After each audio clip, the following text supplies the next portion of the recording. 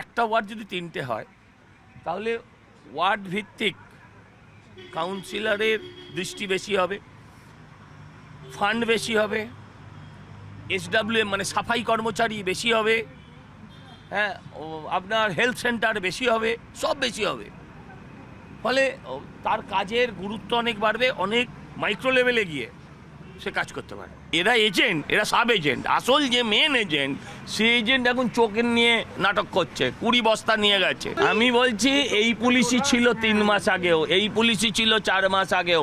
কোনো দিন পশ্চিমবঙ্গের ইতিহাসে গত 15 বছরে 15 বার দেখাতে পারেননি যে অন্য রাজ্যের পুলিশ না এলে পরে এই ধরনের জঙ্গি ধরা পড়েছে, বা যদিও ধরা পড়তো তাহলে ইনপুট থাকতো অন্য রাজ্যের। এই রাজ্যের পুলিশ এই রাজ্যের তদন্ত করে এই রাজ্য থেকে গ্রেপ্তার করছে।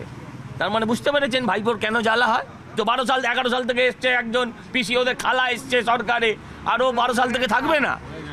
তো মহামুশকিল। সবই তো হবে, ওখানে ইজাজ হবে, ওখানে খান হবে, ওখানে হাকিম হবে, এরাই তো হবে, আর কারা হবে?